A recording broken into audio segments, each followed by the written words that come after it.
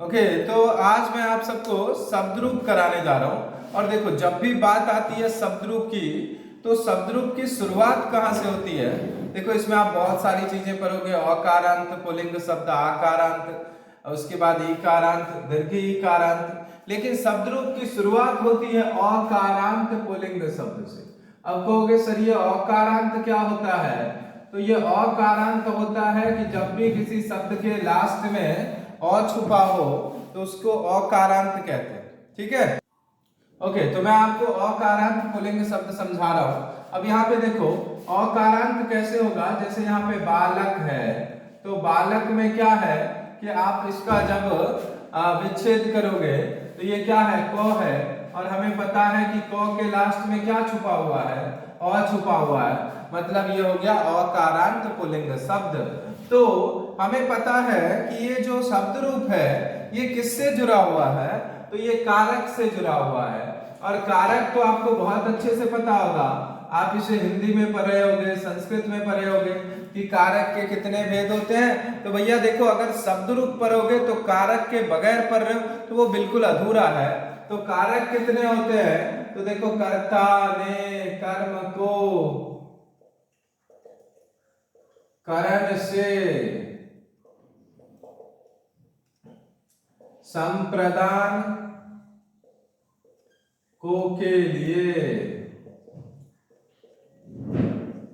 उसके बाद हो गया आपादान से, आपादान से यहां पे आ गया संबंध का के की रा रे री, संबंध का के की रा रे री। अधिकरण में पर पे, अधिकरण में पर पे। और संबोधन है हे अरे हो, हे अरे हो।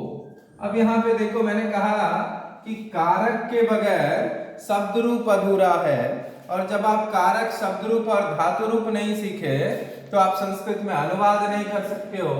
इसलिए इसको बहुत ही अच्छे तरीके से समझो। मतलब समझो क्या, एकदम से इसे चाट लो एकदम।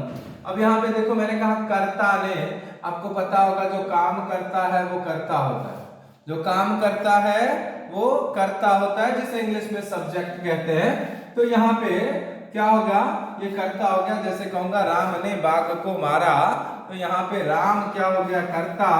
किसको मारा, बाघ को मारा, तो यहाँ पे बाघ हो गया कर्म, बाघ क्या हो गया, कर्म। और यहाँ पे देखिए आपको दो चीजें दिख रही है जहां पे बच्चे कंफ्यूज होते हैं कि करण का भी से है और आपादान का भी से है।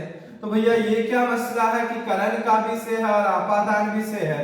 तो देखिए, करण वाला जो से है इसका मतलब होता है जुड़ा होना। क्या होता है, जुड़ा होना, अटैच रहना किसी चीज से। और आपादान वाला जो से है इसका मतलब होता है अलग होना। क्या होता है, अलग होना।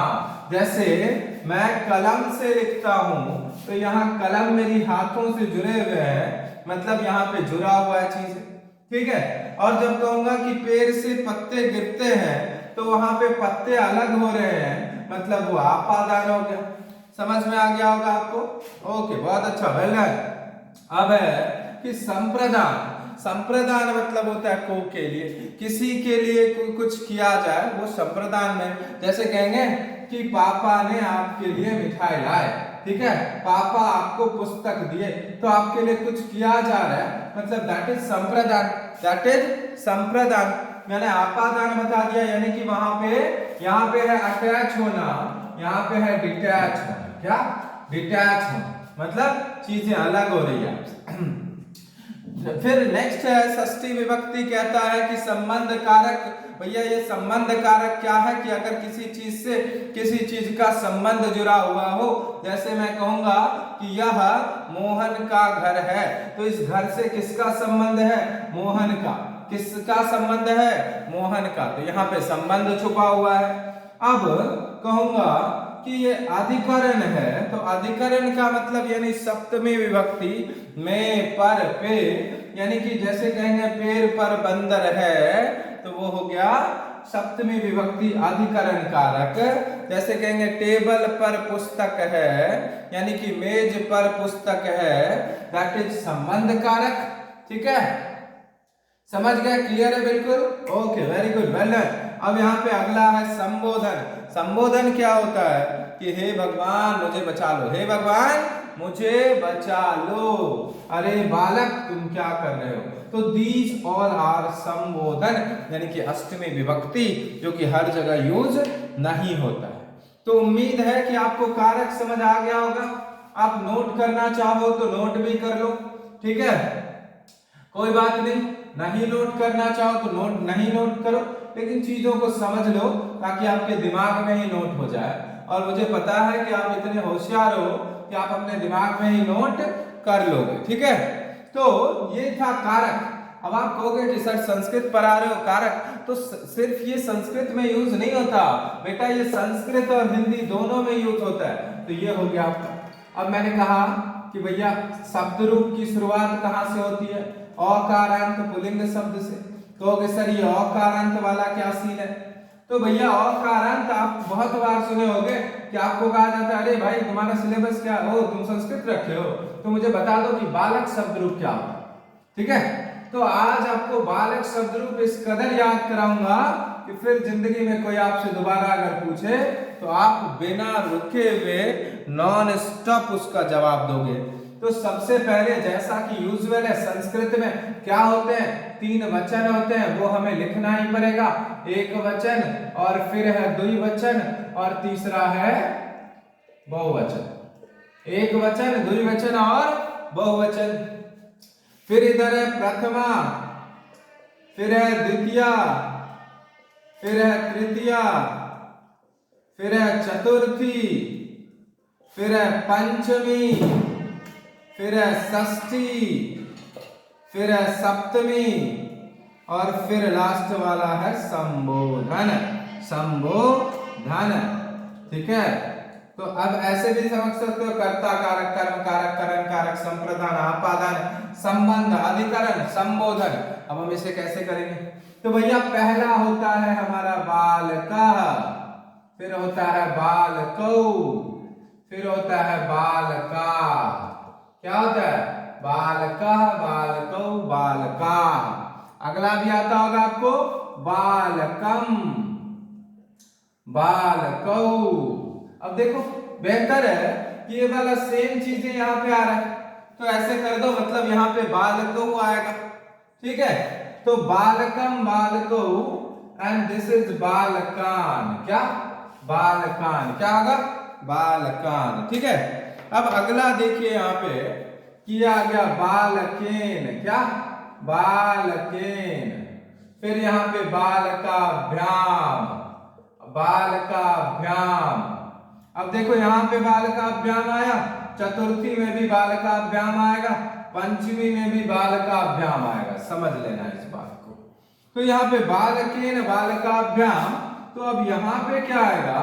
तो यहाँ पे आया भैया हमारा बालकै। क्या आया? बालकै। आगे बालकाय। ये क्या हो गया? बालकाय। बालकाभ्याम और ये आ गया बालकेभ्यः, बालकेभ्यः। देखो आपको शॉर्ट करा रहा हूं, चीजें आपको मुश्किल ना लगे इसलिए। तो यहाँ पे बालकेभ्यः है चतुर्थी विभक्ति में, आंख बंद करके लगा दो कि पंचमी में भी सेम आएगा, बालकेभ्यः ही आएगा। क्या करो? आंख बंद करके लगा दो, बंद करे तो आंख खोल के ही लगा, लेकिन यहाँ पे क्या आएगा? बालकेभ्यः आएगा। भैया यहाँ पे दोनों सेम आ गया। पंगा ये कर रहा है कि यहाँ पे बालकाय है, तो भैया यहाँ पे बालकाय नहीं, यहाँ पे बालकात होगा, य के बदले तो आएगा। दिमाग में सेट कर लो कि यहाँ पे य के बदले तो आएगा। ठीक है, तो बालकाय, बालकाभ्याम, बालकेभ्यः, बालकात, बालकाभ्याम, बालकेभ्यः। ये आ गया बालकस्य। क्या? बालकस्य। फिर आया ये आपको बालकयोः, फिर आया ये आपको बालकानां। क्या आया? बालका नाम।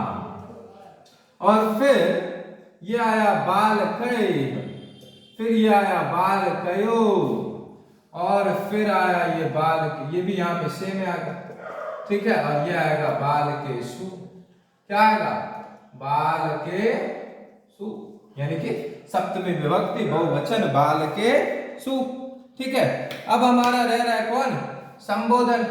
तो संबोधन में भैया कुछ नहीं करना है, इसके आगे हे लगा देना, हे बालक, हे बालको, हे बालक, क्या, हे बालकः, हे बालकौ, हे बालका, क्या, हे बालकः, हे बालकौ, और ये हो गया आपका हे बालका, हे बालका।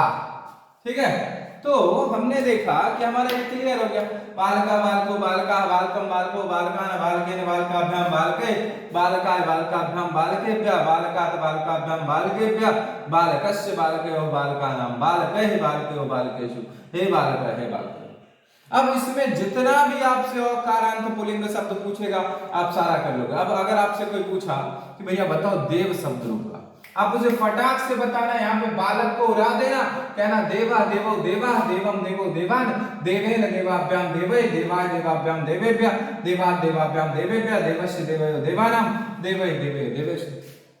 फिर कोई और बकलोली कर दिया, आपसे बोला कि चलो वृक्ष का शब्द रूप सुनाओ, सुना देंगे, वृक्षा वृक्षो वृक्षा वृक्षम वृक्षो वृक्षान वृक्षेण वृक्षाभ्याम वृक्षे वृक्षाय वृक्षाभ्याम वृक्षेभ्यः वृक्षात् वृक्षाभ्याम वृक्षेभ्यः वृक्षस्य वृक्षयो वृक्षाणां वृक्षे वृक्षयो वृक्षेषु हे वृक्ष, हे वृक्ष, हे वृक्ष। ठीक है, चलो ये तो आपका औकारांत क्लियर हो गया। लेकिन इसी में अगर आपसे नपुंसक लिंग पूछ देता तो अब आप कहोगे कि सर आपने स्त्रीलिंग कराया नहीं, सीधे नपुंसक लिंग पे चले गए। तो हम आप यहाँ पे आपको ट्रिक दे रहे हैं, और ट्रिक के साथ ताकि आपको सारी चीजें आसानी से हो जाए। अब यहाँ पे ट्रिक क्या दे रहा हूँ, कुछ नहीं, नपुंसक लिंग का। अब हम यहाँ से पुल्लिंग हटा देंगे, पुल्लिंग भाई साहब यहाँ से गायब हो जाएंगे, यहाँ पे क्या आ जाएगा, तो नपुंसक लिंग आएगा, क्या, नपुंसक लिंग, नपुंसक लिंग। ठीक है, अब यहाँ पे एक चीज देखो कि नपुंसक लिंग कैसे होगा। तो इसमें मैं कह रहा हूं कि सिर्फ दो चेंज होता है, क्या, ये पहला दोनों चेंज हो जाता है, पहला दोनों चेंज हो जाता है, बाकी सब सेम रहेगा। कहोगे सर कैसे, तो यहाँ पे फलम फले फलानी, फलम फले फलानी, अगला भी फलम फले फलानी, और तीसरे से ये ऐसे ही चलेगा जैसे बालक चल रहा है, यानी कि बालक उड़ा देंगे, फलेन फलाभ्याम फले फलाय फलाभ्याम फलेभ्यः फलात् फलाभ्याम फलेभ्यः फलस्य फलयो फलानां फले फलयो फलेषु। ठीक है, संबोधन इसमें उड़ जाता है, संबोधन इसमें उड़ जाता है। ठीक है, तो मैंने क्या कहा कि बहुत आसान है, फल को पुट कर देंगे तृतीया से, यहां से इसको उड़ा देंगे भाई तो ऊर्जा। अब यहाँ पे फल आएगा, अब यहाँ पे फल आएगा तो फल को लगा देंगे, यानी कि ये फलेन, ऐसे ही फलाभ्याम फले फलाय फलाभ्याम फलेभ्यः फलात् फलाभ्याम फलेभ्यः फलस्य फलयो फलानां फले फलयो फलेषु। अब कहोगे सर फल को तो पुट कर दिया, किसी और को पुट करके दिखाओ। बहुत अच्छा, गृह को पुट कर रहा हूं मैं। गृह का मतलब घर होता है, तो गृहम गृहे गृहाणि गृहम गृहे गृहाणि गृहेण गृहाभ्याम गृहे गृहाय गृहाभ्याम गृहेभ्यः गृहात् गृहाभ्याम गृहेभ्यः गृहस्य गृहो गृहाणां गृहे गृहो गृहेषु। ठीक है, अब अगर आप कहोगे कि नहीं सर कुछ और भी करके दिखाओ, कोई नहीं, हम यहाँ पे पुष्पम को कर देते हैं। किसको, पुष्पा को नहीं, पुष्पम को कर देते हैं। पुष्पम पुष्पे पुष्पाणि पुष्पम पुष्पे पुष्पाणि पुष्पेन पुष्पाभ्याम पुष्पे पुष्पाय पुष्पाभ्याम पुष्पेभ्यः पुष्पात् पुष्पाभ्याम पुष्पेभ्यः पुष्पस्य पुष्पयो पुष्पाणां पुष्पैः पुष्पयो पुष्पेषु। तो ये आपका क्लियर होगा। क्या क्या क्लियर हुआ, तो अकारांत पुल्लिंग शब्द, अकारांत नपुंसक लिंग शब्द। तो देखो और भी चीजें कराऊंगा, ट्रिक के साथ कराऊंगा, बहुत ही मजेदार तरीके से। बस मैं क्या कहता हूँ, हर बार कहता हूँ कि आपका क्या करना है, आपका साथ चाहिए मुझे। और साथ कैसे दे सकते हो आप, तो शेयर और सब्सक्राइब करो अपने दोस्तों के साथ, ताकि मुझे आगे चीजें देने में जो है वो अच्छा लगे। ऐसा ना हो कि मैं इस पे मेहनत करते रहूं और फिर मुझे कुछ जो है ऐसा लगे नहीं कि भाई, जो मेजॉरिटी दिखना चाहिए कि हाँ भाई बहुत सारे लोग हैं, बहुत सारे बच्चे जुड़े हुए हैं मेरे साथ। तो क्या होता है कि अच्छा लगता है, फिर मैं आपको एक पर एक चीज दूंगा, पढ़ाई का बहुत ही इजी से इजी वे निकालूंगा। जैसे कि ताकि आपको हर सब्जेक्ट इजी लगे, ना कि सिर्फ ये, चाहे वो मैथ रहे, एसएसटी रहे, साइंस रहे, कुछ भी रहे, तो वो सारा मैं आपको इजी वे में सिखाऊंगा। बस आप क्या करो तो शेयर करो और सब्सक्राइब करो। तब तक के लिए आपका थैंक यू।